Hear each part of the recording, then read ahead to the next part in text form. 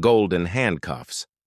The antique gold bracelet felt heavy on Priya Sharma's wrist as she adjusted the fabric samples spread across her design table. A gift from Vikram on their 4th anniversary, beautiful, expensive, and just a little too tight. Like their relationship. "Ms. Sharma, Mr. Malhotra is on line 1, her assistant Deepa announced, poking her head through the door of Priya's sunlit design studio. Priya glanced at her watch. 10:30 a.m. Right on schedule. Vikram called at the same time every day, ostensibly to check in, but Priya recognized it for what it was: monitoring. "I'll take it," she sighed, picking up the phone. "Hi, Vikram. Why haven't you confirmed the reservations for dinner tonight? The Singhania family will be there. They're potential investors." His voice was sharp, no greeting, just immediate criticism. "I was finalizing the Kapoor residence designs. Their deadline is tomorrow." She kept her voice measured, professional. "Cancel it. Reschedule. This dinner is important. I can't just—" "You'll make it work, Priya.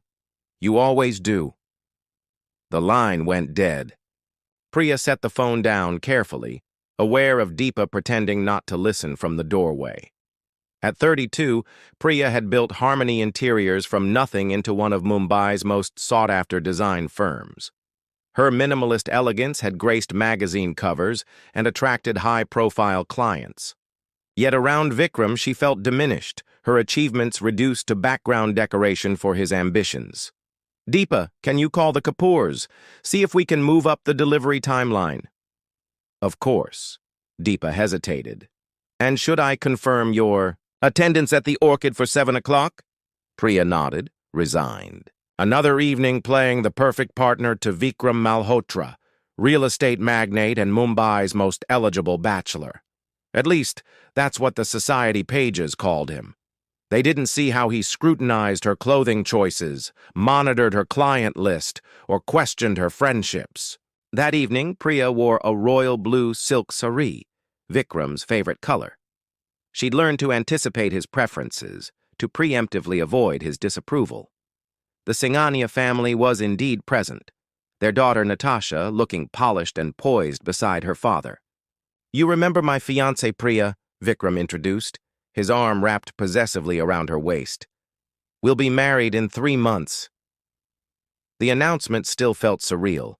Their engagement had been as calculated as one of Vikram's business mergers, a statement at his company's annual gala, with a diamond ring so large it could have funded Priya's first studio twice over. "Congratulations again," Mr. Singhania said warmly. "Marriage is a partnership that elevates both parties." Priya smiled thinly, wondering if he could see the hollowness behind her eyes. Partnership. The word mocked her. What she had with Vikram was a careful performance. She played supportive partner while he controlled every aspect of their relationship. Later that night, as Vikram discussed business in their shared penthouse, Priya wandered to the balcony overlooking Mumbai's glittering skyline. "The Singhania project is almost finalized," Vikram said, following her outside. "I mentioned you might consult on the interiors. Without asking me first?" Priya turned, frustration bubbling to the surface. "I'm doing you a favor, Priya. This is a 50 crore project." His tone suggested she should be grateful. "I have my own clients, Vikram. My own business. A business that benefits greatly from your connection to me," he reminded her, his voice cooling. "Or have you forgotten who introduced you to the Mehtas, the Agarwals?" The unspoken threat lingered between them.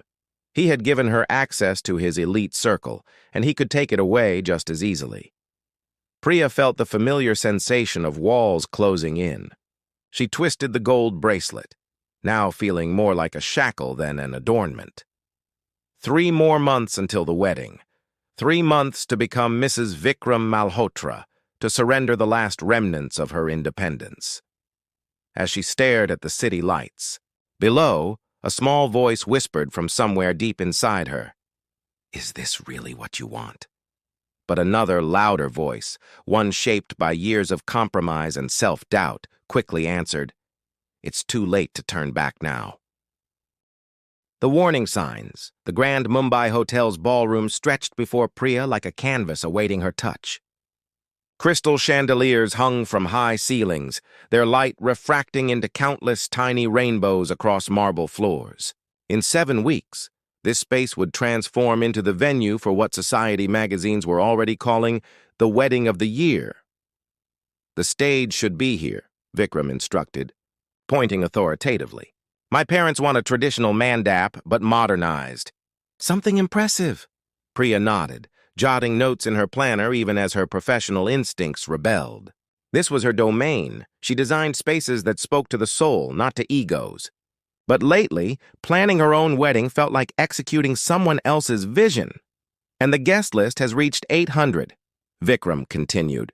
"My father added some international associates." 800? Priya looked up, startled. "We agreed on 300, Vikram. I wanted something meaningful, not a business conference." His expression hardened. "This isn't just about what you want, Priya. The Malhotra name carries expectations." Before she could respond, a voice interrupted them. "Sounds more like a political rally than a wedding." Rohan Kapoor approached with an easy smile that softened his critical words. Tall and broad-shouldered in a simple linen shirt, he looked refreshingly out of place amid the opulence. Vikram's demeanor shifted instantly. "Rohan, you made it."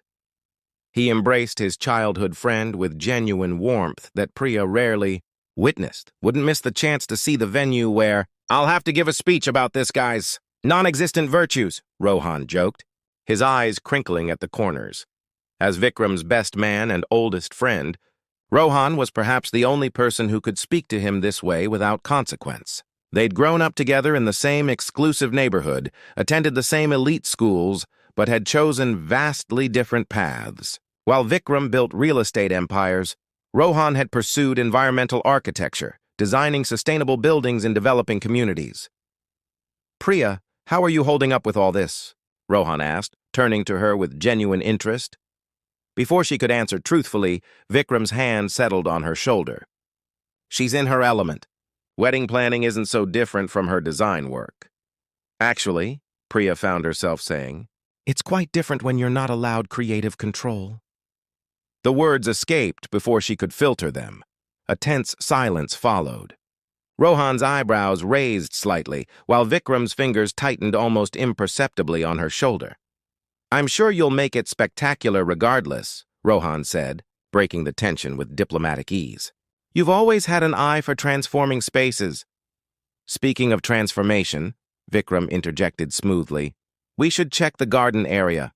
Father wants to know if it can accommodate the elephant for my ceremonial entrance."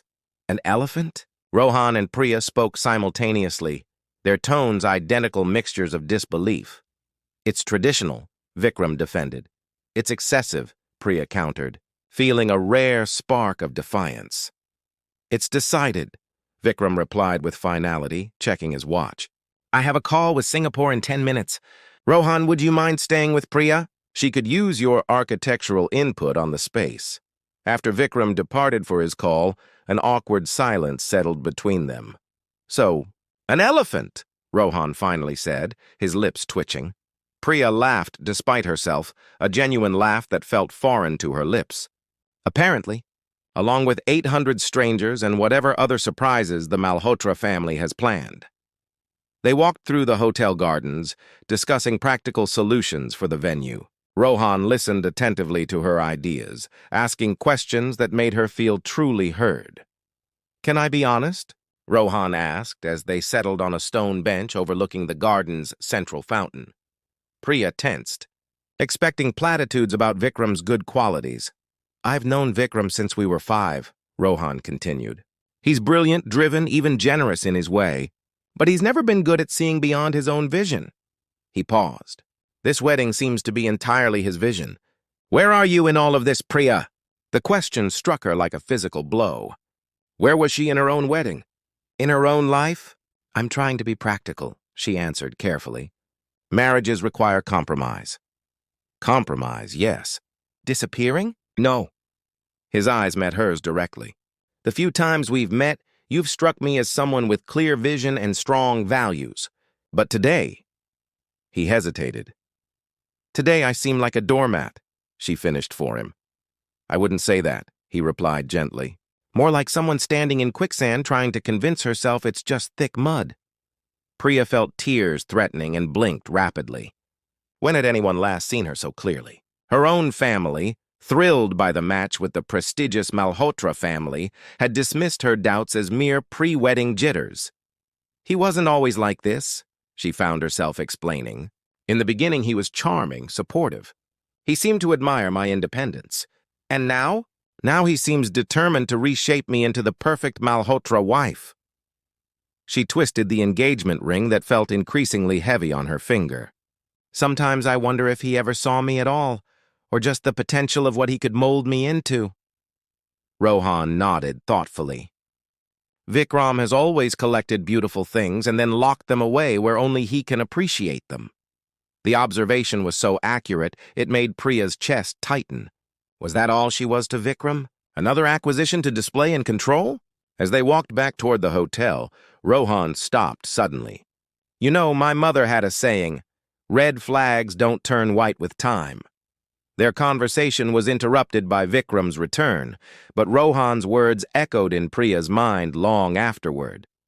That night, lying awake beside Vikram in their immaculate penthouse, she finally allowed herself to catalog the warning signs she'd been ignoring, the subtle critiques of her friendships, the questions about her whereabouts, the way he'd gradually isolated her from colleagues who weren't good enough, his insistence on approving her designs before client presentations, the constant reminders of how he'd elevated her career. Red flags didn't turn white with time. They only grew larger and more numerous until they became impossible to ignore.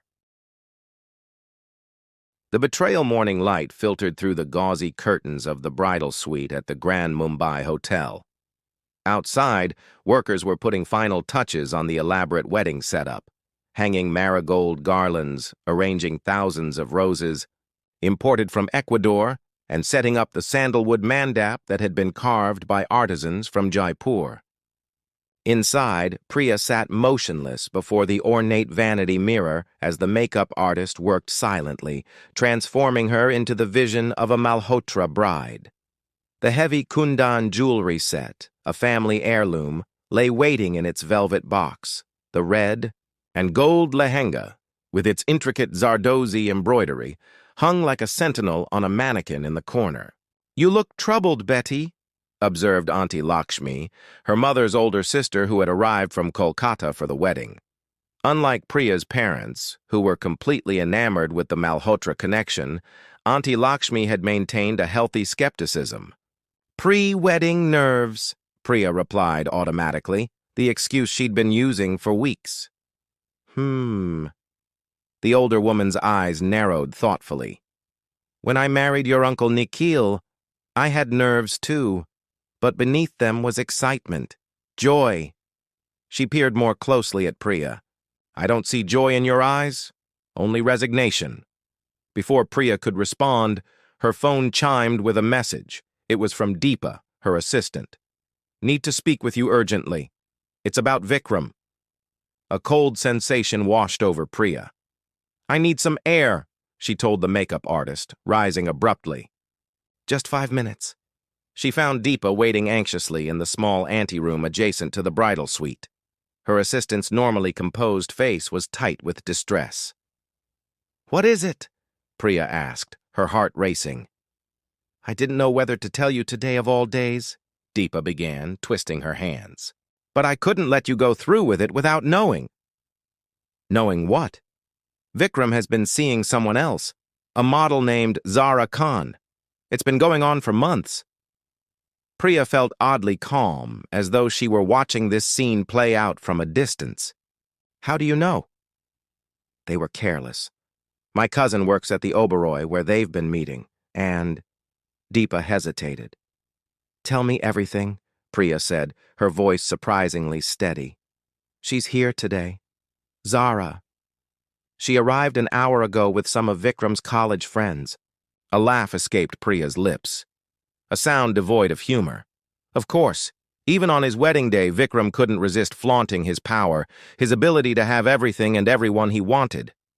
"Thank you, Deepa. Priya squeezed her assistant's hand. "You're a true friend."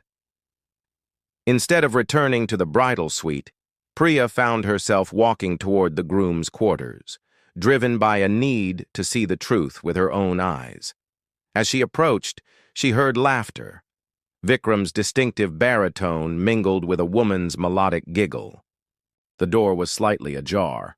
Through the gap, Priya saw Vikram in his wedding sherwani, his arms wrapped around a stunningly beautiful woman in a revealing champagne-colored gown.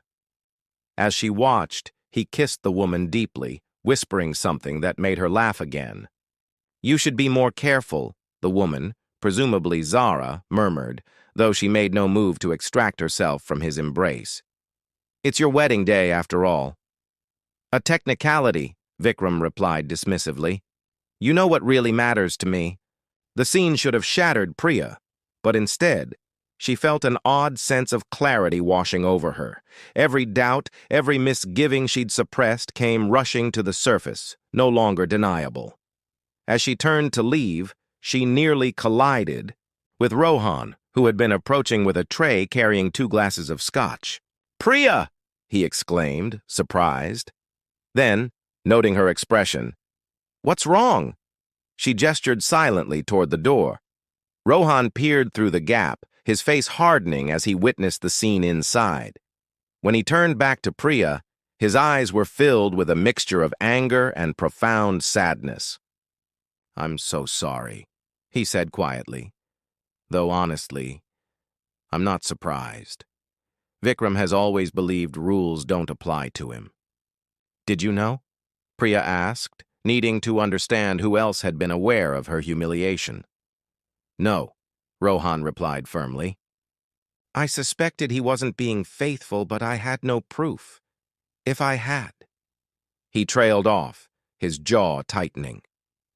"What will you do now?" It was the second time Rohan had asked her a question that cut to the heart of things. What would she do now? Continue with the charade? Become Mrs. Vikram Malhotra, turning a blind eye to his infidelities and controlling behavior for the sake of social status and financial security? The woman she had been 6 months ago might have considered it. But something had shifted inside Priya. Perhaps, beginning with that conversation in the garden with Rohan, continuing through weeks of increasing awareness as she catalogued Vikram's manipulations, and culminating in this moment of undeniable truth. "I need to think," she said, moving past Rohan toward the hotel's rooftop garden, a peaceful space she had discovered during the many planning meetings. The garden was empty, Mumbai's skyline stretching beyond in a hazy afternoon glow. 800 guests waited below. Her parents, who had invested their savings and social capital in this alliance. The Malhotras, with their political connections and business empire, all expecting a wedding that would consolidate families, fortunes, and futures. And yet, as Priya stood alone among the potted frangipani trees, she felt a weight lifting. The path forward was suddenly, blindingly clear. Terrifying in its implications, but undeniable in its rightness. When Rohan found her 20 minutes later, she was sitting calmly on a bench, her elaborate bridal makeup incongruous with the serene resolve in her eyes. "Everyone's looking for you," he said. "The ceremony is supposed to start in 30 minutes. Priya nodded, rising to her feet with newfound steadiness.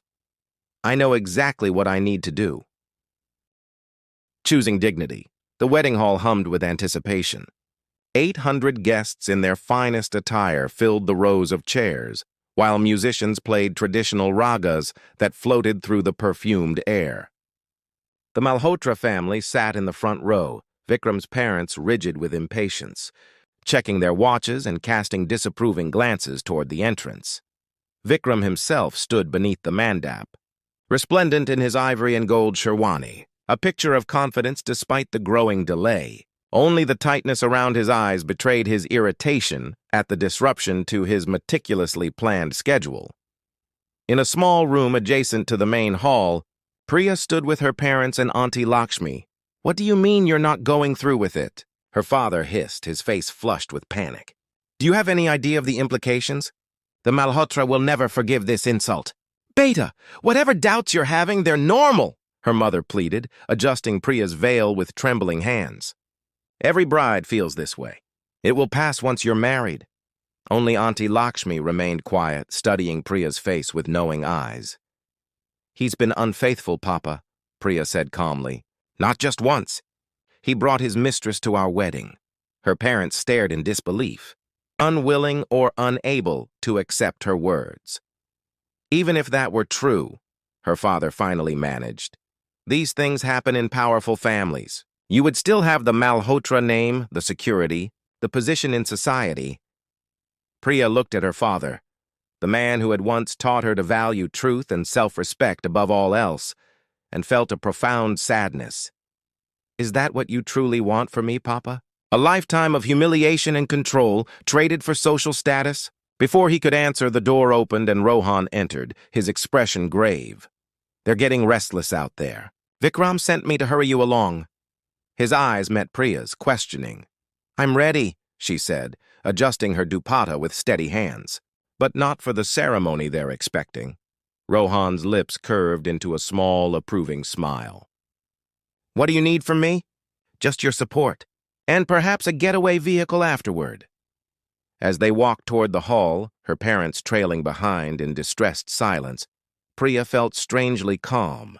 The weight of expectations, Vikram's, her parents', society's, seemed to fall away with each step, replaced by a growing sense of liberation.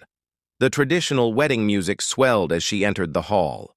Hundreds of faces turned to watch her procession, expressions of admiration at her bridal finery shifting to confusion as they noted her lack of the traditional shyness. Instead, Priya walked with her head high, her gaze direct. Vikram's smile faltered as she approached the mandap. Something in her demeanor had changed. The compliant, accommodating Priya had vanished, replaced by someone he didn't recognize. Instead of joining him under the mandap, Priya stopped several feet away. In the front row, she noticed Zara, the woman from the groom's quarters, looking uncomfortable under Priya's direct gaze. Priya, Vikram hissed. What are you doing? Get up here now. She smiled, a genuine smile that transformed her face. No, Vikram, I won't. A collective gasp rippled through the audience. The pandit looked around in confusion. Vikram's father half rose from his seat, his expression thunderous. Ladies and gentlemen, Priya said, her voice clear and carrying to the farthest corners of the hall. I want to thank you all for coming today. Your presence means a great deal to me, whispers erupted throughout the room. This was unprecedented. A bride addressing the gathering directly and without permission. However, she continued, there will be no wedding ceremony today. The whispers escalated to a roar. Vikram stepped forward, reaching for her arm, but Priya smoothly sidestepped him. The celebration, though, can continue, she announced. The food has been prepared, the music arranged. Please enjoy yourselves. Consider this not a wedding, but a celebration of truth and self-respect. Vikram's face contorted with rage. Have you lost your mind? He growled low enough for only her to hear. Do you have any idea what you're throwing away? What I can do to your career, to your family? Priya met his gaze steadily. I know exactly what I'm giving up, Vikram, and what I'm reclaiming. She slipped off the enormous diamond engagement ring and placed it in his palm. I'm reclaiming myself. She turned to address the stunned audience once more. For those wondering why, I'll be direct. I cannot marry a man who brings his mistress to our wedding. Her gaze found Zara, who shrank back in her seat. A man who sees me not as a partner but as a possession, who measures my worth by how well I serve his image and ambitions. A strange thing happened then. Rather than the condemnation Priya had expected, she saw flickers of something else in many faces. Recognition, respect, and from several women, including, surprisingly, Vikram's own sister, something that looked remarkably like admiration. This is outrageous, Vikram's father bellowed, rising fully to his feet. You'll regret this humiliation for the rest of your life. With all due respect, Mr. Malhotra, Priya replied calmly. The only thing I would regret is sacrificing my dignity and happiness for the sake of appearances. She removed the heavy kundan necklace and handed it to a server. Please return this to Mrs. Malhotra. It should remain in your family." With that, Priya turned and walked back down the aisle, aware of Rohan falling into step beside her. Behind them, chaos erupted. Vikram shouting accusations, guests rising from their seats in confusion, the Malhotra family in various states of shock and fury. But Priya didn't look back. Each step took her further from the life that had been planned for her, and closer to one she would shape herself. Outside, the late afternoon sun cast golden light across the hotel gardens. Priya took a deep breath of air that somehow seemed fresher. "Sweeter than before." "That," Rohan said quietly beside her, "was the bravest thing I've ever witnessed." Priya laughed, a sound of genuine joy that surprised even her. It didn't feel like bravery. It felt like necessity. "What now?" he asked. "Now?" Priya considered the question, possibilities unfurling before her like roads leading in countless directions. "Now I start over. On my terms." As they walked away from the hotel, the sounds of the disrupted wedding fading behind them, Priya felt lighter than she had in years. She had walked away from security, status, and societal approval, but had reclaimed something far more valuable: herself. Real beginnings, 2 years later, the gallery buzzed with conversation and appreciative murmurs as Mumbai's art and design community mingled, champagne glasses in hand. Suspended lighting cast a warm glow over the exhibited spaces. Miniature rooms showcasing revolutionary interior concepts focused on sustainability and mindful living. At the center of it all stood Priya Sharma, founder of Conscious Spaces, greeting guests with genuine warmth. Gone was the careful, reserved woman who had once designed according to Vikram Malhotra's approval. In her place stood someone who radiated quiet confidence and authentic joy. "The bamboo-based insulation concept is brilliant," remarked an architecture professor, examining one of the miniature room displays, "and completely carbon negative. How did you overcome the moisture resistance issues?" Priya launched into an explanation, her passion evident in every word. 2 years of rebuilding both her business and herself had transformed her. After walking away from her wedding, she'd faced significant challenges. The Malhotra family had indeed attempted to blacklist her among their extensive network, and many former clients had withdrawn projects, unwilling to risk the family's displeasure. But others had stepped forward. Women entrepreneurs especially sought her out, impressed by her courage. Environmental firms appreciated her new focus on sustainable design. Gradually, Priya had rebuilt her practice with a clear ethical framework and authentic vision. "Congratulations," a familiar voice said behind her. "This exhibition is extraordinary." Priya turned to find Rohan, his tall frame casually elegant in a simple linen suit. Her heart did the small, pleasant flip it always did at the sight of him. "You made it!" she exclaimed, embracing him warmly. "I thought your flight wasn't until tomorrow." "I rescheduled." "Couldn't miss your big night." He handed her a small package wrapped in handmade paper. A little something to celebrate. Their relationship had evolved slowly, organically, beginning as friendship in the aftermath of her non-wedding, with Rohan offering professional connections and moral support during the difficult months that followed. Gradually, coffee meetings to discuss business had turned into dinners where they talked about everything from philosophy to childhood memories. Weekend hikes had become weekend trips, and somewhere along the way, friendship had blossomed into something deeper. Unlike her relationship with Vikram, built on appearances and expectations, what she shared with Rohan was rooted in genuine respect and understanding. He celebrated her successes without trying to claim credit for them. He valued her independence rather than seeing it as a challenge to overcome. "Open it later," Rohan suggested, nodding toward approaching guests, a young couple who had commissioned Priya to design their eco-friendly home. As Priya discussed their project, she caught glimpses of familiar faces throughout the gallery. Deepa, now her business partner rather than assistant. Auntie Lakshmi, who had supported her decision to cancel the wedding when even her parents had struggled to understand. And her parents themselves, who had eventually recognized that their daughter's happiness mattered more than social connections. Conspicuously absent was any mention of the Malhotras. Vikram had married Zara in a lavish ceremony just 6 months after Priya's cancelled wedding, a union that society columns had celebrated but that, according to whispers, was already showing signs of strain. Later that night, after the successful exhibition closing, Priya and Rohan walked along Marine Drive, the Arabian Sea stretching dark and vast beside them. The Queen's necklace of streetlights curved along the promenade, mirroring the stars above. "Remember that day at the hotel garden?" Rohan asked suddenly. "When I told you about red flags not turning white?" Priya nodded, smiling at the memory. "That conversation changed something for me, made me start seeing things clearly again." "I wanted so badly to tell you not to marry him," Rohan admitted. "But it wasn't my place. You needed to make that decision yourself. And I'm grateful you understood that." She squeezed his hand. "Though I wouldn't have minded a slightly earlier warning about Zara." Rohan winced. "I truly didn't know about her specifically.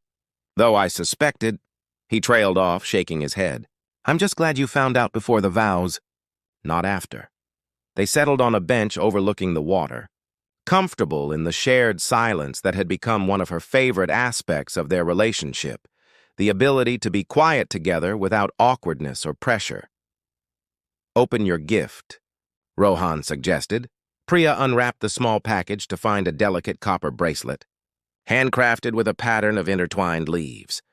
"It's beautiful," she breathed, turning it to catch the light. "It's made from reclaimed copper from my Nagpur project," he explained. "The artisan is a local woman who started a cooperative teaching traditional metalwork to young girls.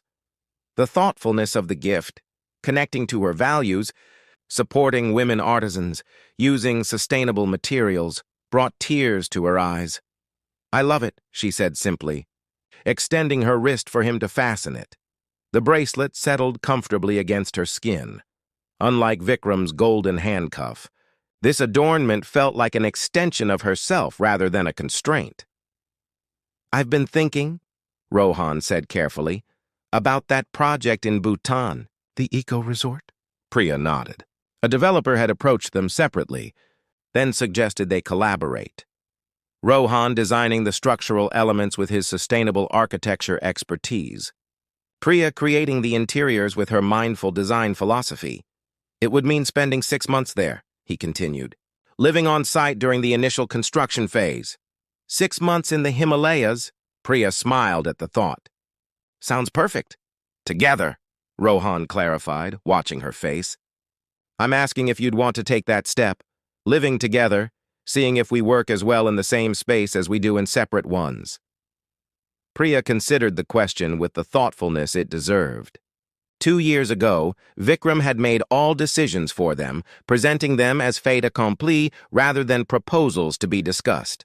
With Rohan, every step forward had been a mutual choice, carefully considered by both. "I think," she said slowly, "that I would like that very much." His smile was worth every difficult moment of the past 2 years, worth walking away from false security into frightening uncertainty. Later that night, as they sat on the balcony of Priya's apartment, a smaller, warmer space than the luxury penthouse she had once shared with Vikram, she found herself reflecting on the strange, winding path that had brought her here. If someone had told her on that awful wedding day that in 2 years she would be happier, more successful and more authentically herself than ever before, she wouldn't have believed them. The pain and public scandal had seemed insurmountable then, but time had proven that the worst moments often preceded the best beginnings. "What are you thinking about?" Rohan asked, noticing her contemplative expression. "About vows," Priya replied. "Not the ones I almost took, but the ones I made to myself afterward. To value my own worth, to never again shrink myself to fit someone else's vision. To build a life that reflects my true values, not just societal expectations." Rohan nodded, understanding as always. "Those are the vows that matter most." As Mumbai's light sparkled below them, Priya felt a profound sense of gratitude, not just for the relationship she had found with Rohan, but for the relationship she had reclaimed with herself. The most important vows, she had discovered, weren't those spoken in elaborate ceremonies, but those lived every day through choices large and small. The wedding that never happened had ultimately given her something far more valuable than a prestigious married name or social status. It had given her the courage to write her own story on her own terms. And that, Priya reflected as she leaned against Rohan's shoulder, was a happier ending than she could have ever planned.